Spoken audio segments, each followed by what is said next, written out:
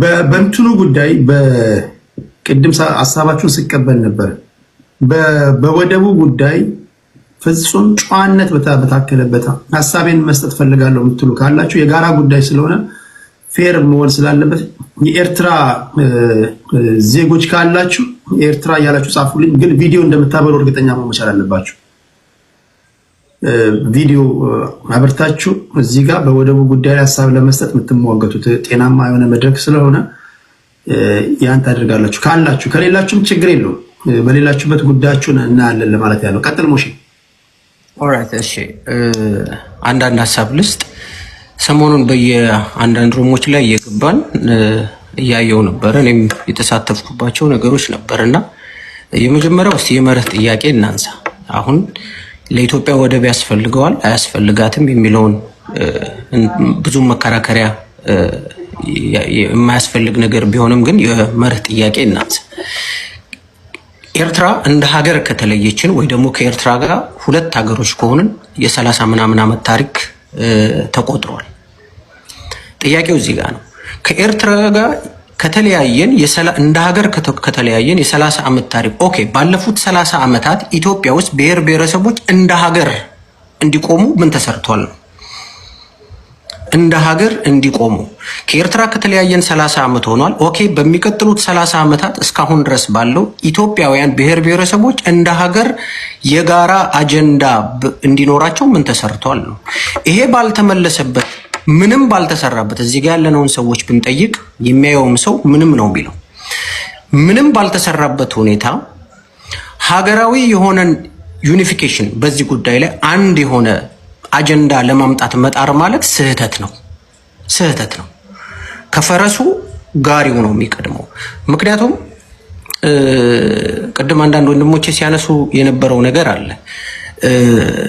የወደቡን ጥያቄ ትላንትና ኢትዮጵያ ወደብ አትፈልግም ሲሉ ከነበሩ የመንግስት አመራሮች ጋር ፓርላማ የነበሩ የሚኒስትሮች ካቢኔ ውስጥ አመራር የነበሩ ትልልቅ ቦታ የነበራቸው የአሁኑ መንግስት ስርዓት አገልጋዮች ናቸው። ኢንክሉዲንግ አብይ አህመድን ጨምሮ በዛ ቤት ስላደገ ማለት ነው።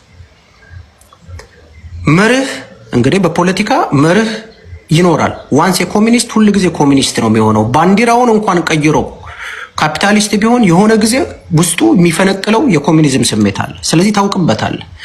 እነዚህ ሰዎች ትላንትና ኢህአዴግ ሆኖ የተቃወሙትን ሐሳብ ዛሬ ለኢትዮጵያ ጥቅም ነው ይሄን የምናነሳው ብለው ሲነግሩኝ እኔ የማመን ግዴታ የለብኝም። አላምናችሁም። ያለፈ የትግል ታሪካችሁ፣ ያለፈ ሀገር የመምራት ታሪካችሁ፣ አሁንም ያለው በተጨባጭ መሬት የሚታየው ሀገር የመምራት ታሪካችሁ፣ ልምዳችሁ የሚያሳየን ይሄን አይደለም ነው።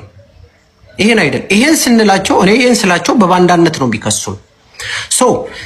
በግሌ ደግሞ ኢትዮጵያ ውስጥ የአማራ ብሔር ኢትዮጵያ የወደብ ጥያቄ ካነሳች አንዱ ተጠቃሚ የሚሆነው የኔ የወጣውበት ማህበረሰብ ነው።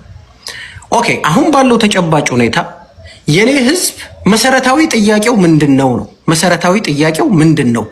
እዚህ ያላችሁትን በቀናነት ልጠይቅና ከመኖርና ትንፋሽን ከመተንፈስና ስለ ነገ ከሚታሰብ ዳቦ ጥያቄ የትኛው ይቀድማል?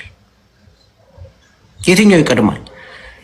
ያለመኖር ጥያቄ፣ ነገን ያለማየት ጥያቄ በረሃ አስገብቶን ነገን እርግጠኛ ባልሆንበት ጉዳይ እየታገልን እያለ ከነጎዲያ የአማራ ህዝብ ዳቦ ይበላል ብትለኝ በምን ማሳመኛ ላምን ይችላል? ልሂቁስ ህዝቡ ጋር ገብቶ ይሄ ነው ብሎ በምን ማስረዳት ይችላል?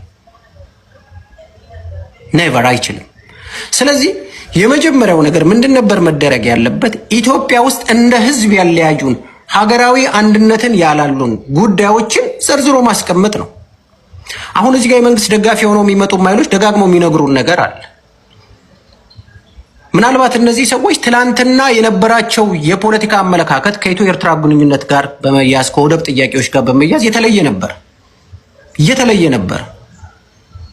ዛሬ ያስተላለፍ ለውጥ ስላመጡ የመንገድ ለውጥ ስላደረጉ ዛሬ ላይ 100% ተገልብጠው የዚህ ጥያቄ ደጋፊ ሲሆኑ መርህ ወይ ወዴት አለሽ እንላለን።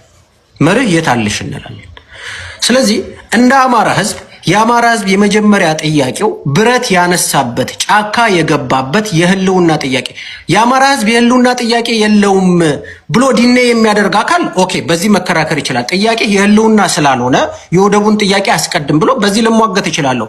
አዎ የአማራ ህዝብ በረሃ የገባው የህልውና ጥያቄ ስላለው ነው ብሎ ካመነ ግን አንድ ሰው ካመነ የህልውና ጥያቄ ይቀድማል። በመሰረታዊነት ይቀድማል።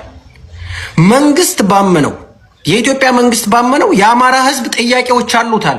በረሃ ያስገባቸው ጥያቄዎች አሉት፣ እነዚህን መመለስ ነበረብን ብሎ ገመገመ። ፋኖ በረሃ የገባበትን ጉዳይ ገመገመና እንደዚህ ባናረግ ኖሮ በረሃ የገባም ነበር ብሎ ገመገመ። ገምግሞ ሲጨርስ መፍትሄ አልሰጠም።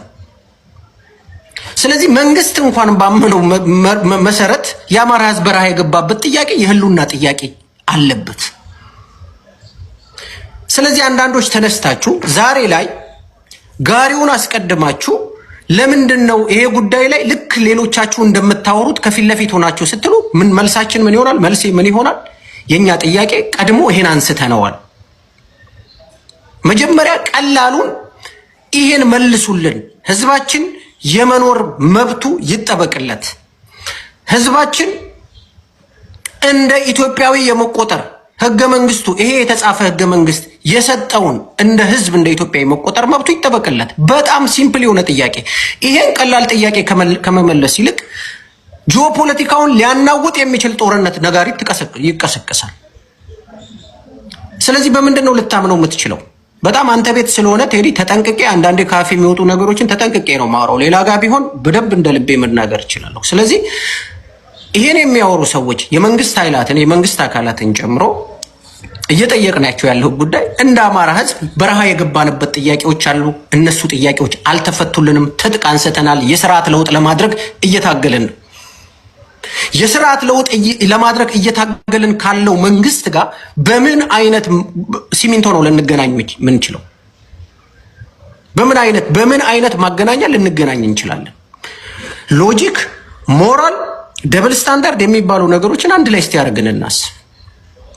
ኢትዮጵያዊ ሁሉም ብሔር ብሔረሰብ ይሄ አሁን ያለንበት እኔ ያለኝን ፊሊንግ ለማወቅ መጀመሪያ አማራ ሆኖ ማሰብ ይጠይቃል። እኔ ያለሁበትን የኔ ህዝብ እያለፈበት ያለውን በደል ማሰብ ይጠይቃል። ብዙዎቻችሁ ቀለል አድርጋችሁት ስታስቡ አርቀን ስለምንሄዱ ስለወደቡ ጉዳይ ቀለል አድርጋችሁ ምን አይነት ባንዳዎች ናቸው እንዴት እንደዚህ ይላሉ የምትሉት በእኛ ቦታ ላይ ሆናችሁ እሳቱን ስላላያችሁት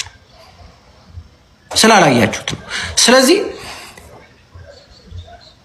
ሐሳቤን ሳጠቃልል በዚህ ጉዳይ ላይ እያነሳን ያለነው ወደብ ለኢትዮጵያ ያስፈልጋታል አያስፈልጋትም፣ በዚህ ጉዳይ ላይ የሚከራከር የአማራ ልሂቅ የለም።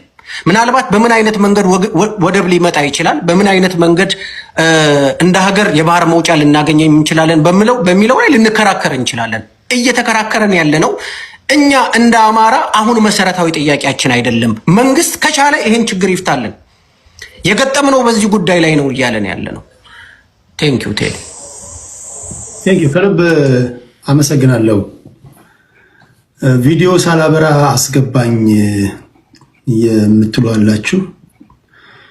ቪዲዮ ሳታበሩ የምታወሩ ሰዎች እናከብራቸዋለሁ። እውነት ለመናገር ሁሉም ቪዲዮ የሚያበራ ጨዋ ነው ማለት አይደለም። ግን ስለወጣበት ማህበረሰብ የምታወራ ከሆነ የምታወጣበት ማህበረሰብ እየታገለ ከሆነ አንተ ቪዲዮ ማብራት አለብህ። አይ ፎቶ ያለ ትላለህ። ፎቶ ያጎትህ ይሁን ክፍያ የሚፈጽምልህ የላኪ ይሁን ምን ይሁን አላውቅም። ቪዲዮ ማብራት የመጀመሪያው ነገር ማን እንደሆንክ ለማየት እንዲመቸን ህዝቡ እንዲያይ ነው እንጂ ከመጋረጃ ጀርባ ሆነ ድምፅን ብቻ የምታዋጣው እንዲህ ካለ ሰው ጋር ውስጥ ተቀምጦ ማውራትም ነውር ነው። ሁሉ ነገር በቪዲዮ እየታያችሁ የምትታዩ ሰዎች ልክ ነው አይደል? ማን ተብዬ ነው ማወራ? እዚህ ጋር ሰዎች በቪዲዮ እያወሩ እያያቸው ማለት ነው። እነሱ የምታውቃቸው አንተ ማቁ አንተ ማትዳሰስ ማትጨበጥ እነሱ የሚዳሰሱ የሚጨበጡ እንዲህ የሚባል ነገር የለም። ስለዚህ ይሄ አድማጭ ተመልካች ማየት ስላለበት ነው። በኦዲዮ ሲሆን ግን በኦዲዮ ታወራለህ፣ ችግር የለውም። አማርኛ አቀላጥፎ የተናገረ ሁሉ ኢትዮጵያዊ አይደለም። ይሄ የኔ መርህ ነው። ሌላ ቦታ እንዴት እንደሚሰራ አላውቅም። ለዛ ነው ክብራትና ክብራን ለአድማጭ ተመልካችም ክብር ስል ነው አድማጭም ማየት ስላለበት ነውና በዛ ወድ ብትረዱኝ ለማለት ያለው። እሺ ዩናይትድ አማራና አያና ከሁለታችሁ ሬዲ ሆኖ ማን ነው? ካልሆነ ወደ አማራ ስትሮንግ እንሄዳለን። እሺ ሬዲ እስኪሆኑ ድረስ ጥቅስ አበዛሃል ከልጅ ድሮ ጥቅስ ሸጥ ነበር። እዚህ ጊዜ ጥሎኝ ነው አወያይ የሆንኩት እንጂ ድሮ ጥቅስ መፈክር ምናምን ስጽፍ ማን አለ እንደዚህ እንደኔ የሚጽፍ? እሺ ታፕ ታፕ እያደረጋችሁ ክብራትና ክብራን ወደ አማራ ስትሮንግ እንሄዳለን።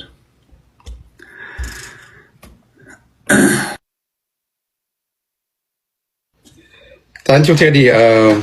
ዛሬ ብዙ ሰው ስላለ ቶሎ ቶሎ ደረሰን። የልደቱ ነገር ላይ አንድ ነገር ልጨምር። ልደቱ አያሌው እንግዲህ ራሱ እንደሚለው የሰላማዊ ፖለቲካ ታጋይ ነው። በሰላማዊ ትግል የሚያምን ሰው ነው።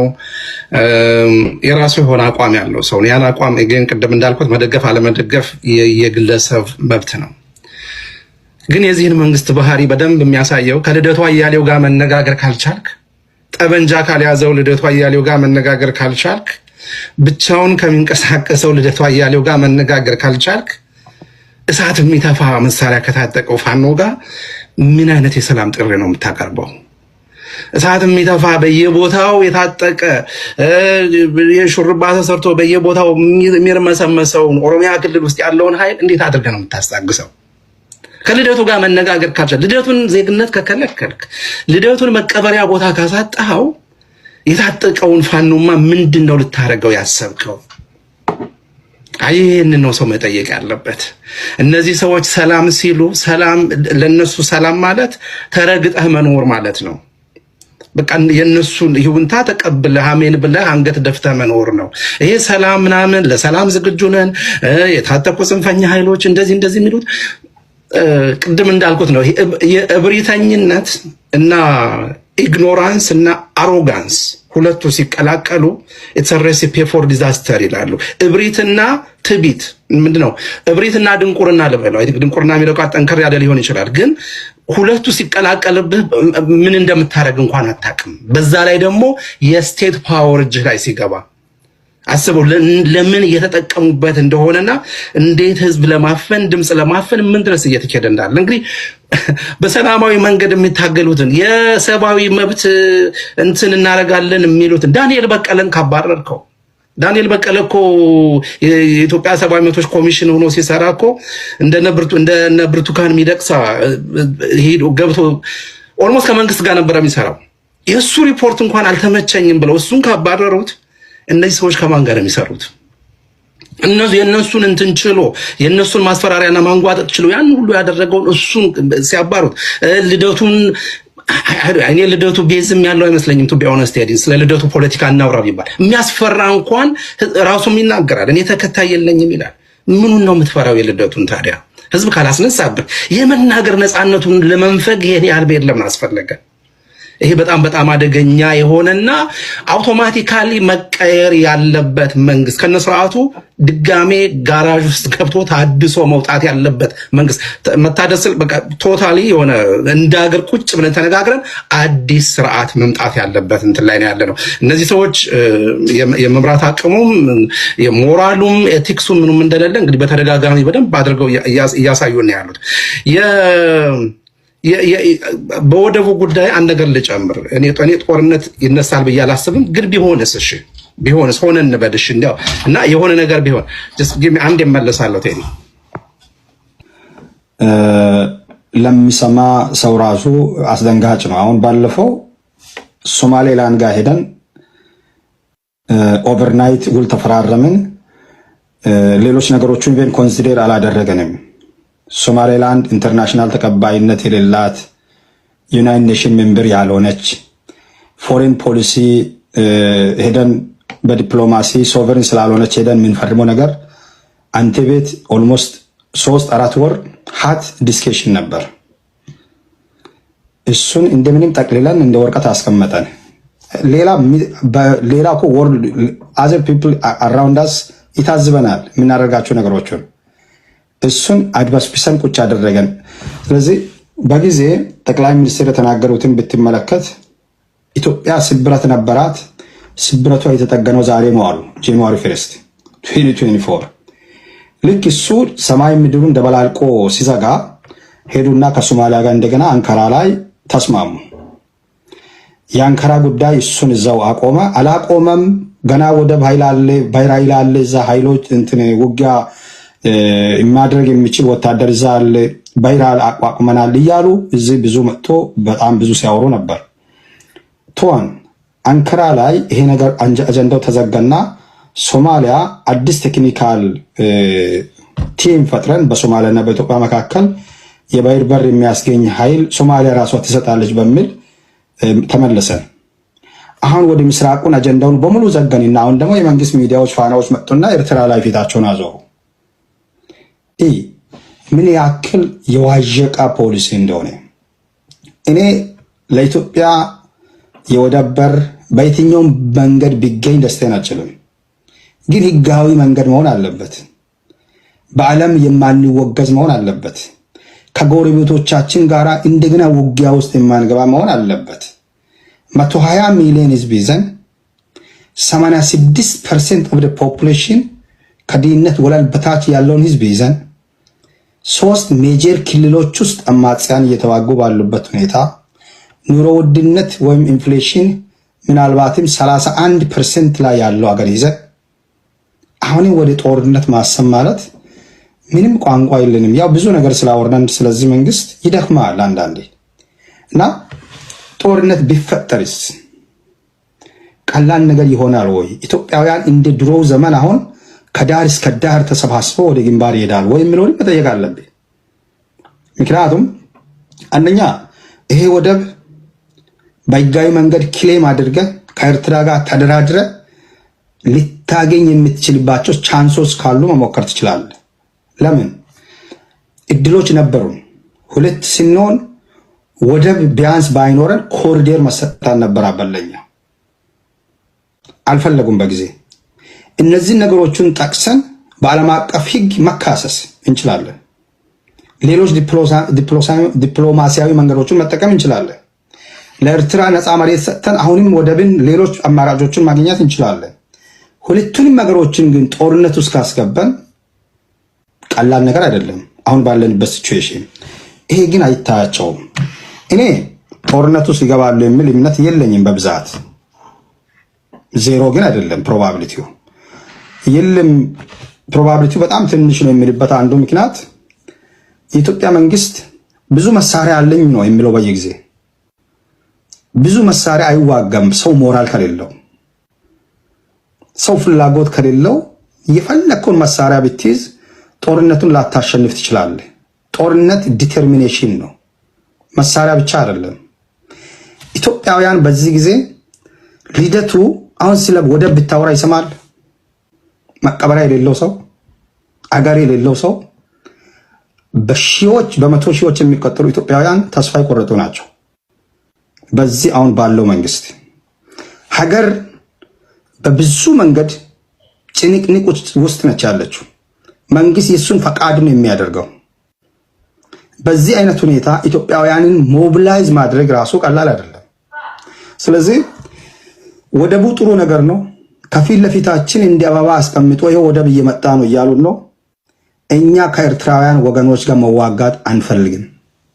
የመጀመሪያ ይሄ መሰመር አለበት። ባለፈው ኮሎኔል በዛብህ ጴጥሮስ ኤርትራ ውስጥ ተማርኮ እኮ እስከዛሬ ተቀብሮ የቀረው በህይወት ኑር ይሙት የማይታወቀው ለዚህ ሀገር ሄዶ ተዋግቶ ነው። ለሀገር ዋጋ የከፈሉ ጀነራሎችን ከምንም አይቆጥረውን መንግስት አምነ ልትዋጋ ራሱ አችልም። አሁንም በራሱ አጀንዳ የተጠመደ መንግስት ነው። ስለሌሎች ዜጎቹ ግድ የለም። ፖፑላር ቢሆን ኖሮ ሌጂቲሜት ቢሆን ኖሮ የዚህን ህዝብ ጥያቄን የሚሰማ የሚያዳምጥ ጥያቄያቸውን የሚመልስ መንግስት ቢሆን ኖሮ ምናልባትም ለሀገር ይጠቅማል ብለህ አንድ አክል ልትት ትችላለህ። ተስፋ አስቆራጭ ነው የመንግስት። ኤርትራ ጋር መዋጋት አንፈልግም። ወደብን አንዴ ይዛ መሆን አያስፈልግም። አንዱ ጋር በህጋዊ መንገድ ተደራድሮ ማምጣት የሚችልባቸው እድሎች ነበሩ ኤርትራ ውስጥ። በራሱ ጊዜ ነው ባክ ያደረገው። አሁንም ዲፕሎማሲያዊ መንገድ ተጠቅመን ወደብ የሚገኝበትን መንገድ መስራት ይሻላል እንጂ ለእያንዳንዱ ነገር ጦርነት እያወጀን የምናመጣቸው ነገሮች የትም አያደርሱም። ከዚህ እብደት መመለስ አለበት መንግስትና የመንግስት ኃይል። ሁለተኛ የፋኖ ኃይሎችን ከዚህ በኋላ ቆሞ መዋጋት እንዳይችሉ አድርገናቸዋል የሚለው ነገር አለ። እኔ ግን ያልገባኝ አንድ ሸማቂ ኃይል ቆሞ መዋጋት እንዳይችል አድርገናል ሲባል ምን ማለት ነው? አሸንፈናል ማለት ነው? መሳሪያቸውን ነጥቀናል ማለት ነው? ከዚህ በፊት ዘመነ ካሴ ቆሞ ከተዋጋ ከዚህ በኋላ ስሙ ከተጠራ እኔ እዚህ ሚዲያ አልመጣም ያለው ልጅ ነበር። ተሰብሯል፣ እግሩ ተመቷል፣ ወይም ወገቡ ተመቷል፣ ወይም ሞቷል ብለዋል።